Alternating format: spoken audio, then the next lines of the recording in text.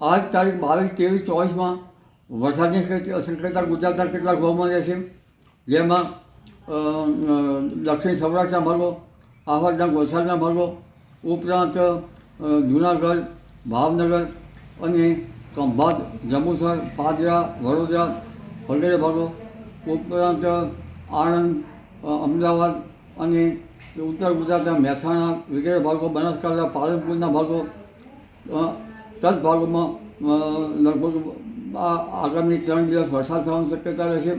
અને આ 3 દિવસમાં લગભગ કોઈ જગ્યાએ અડધો ઇંચ વરસાદ તો કોઈ જગ્યાએ 1 ઇંચ વરસાદ થવાની શક્યતા રહેશે. અમદાવાદના ભાગોમાં લગભગ ક્યારેક કોઈ ભાગમાં 1 ઇંચ જેવો વરસાદ થઈ શકે. પાલનપુરના ભાગમાં 15 થી 20 મિલીમીટર જેટલો વરસાદ થઈ શકે. મહેસાણાના ભાગોમાં પણ અડધા ઇંચ ઉપર વરસાદ થઈ શકવાની શક્યતા રહેશે. અને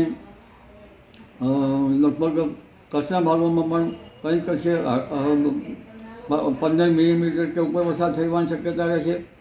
જ્યારે લગભગ પૂર્વ પંચમહાલના ભાગોમાં પણ લગભગ 20 મિલીમીટર, 25 મિલીમીટર, 1 ઇંચ જેવો વરસાદ થવાની શક્યતા છે.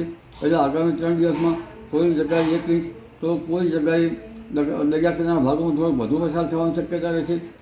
અને દક્ષિણ ગુજરાતના ભાગોમાં લગભગ 3 કે 4 ઇંચ કે 5 ઇંચ જેવો વરસાદ થવાની શક્યતા રહેશે. એટલે આગામી 3 દિવસમાં ભિન્ન ભાગોમાં વરસાદ થશે. એટલે કૃષિમાં જમીન ખેડે એવો કોઈ ભાગમાં વરસાદ થવાની શક્યતા રહેશે. જોકે વાવણી થાય એવો વરસાદ બધે કહી શકાય નહીં. વાવણી થવા માટે મહત્તમ અને લઘુત્તમ તાપમાનમાં લગભગ 3 થી 4 ડિગ્રીનો તફાવત રહે અને ઉષ્ણતામાન ઘટી જાય, ઠંડા પવનો ફૂંકાય અને ચોમાસાની રમઝટ લગભગ 28 જૂન પછી થવાની શક્યતા રહેશે.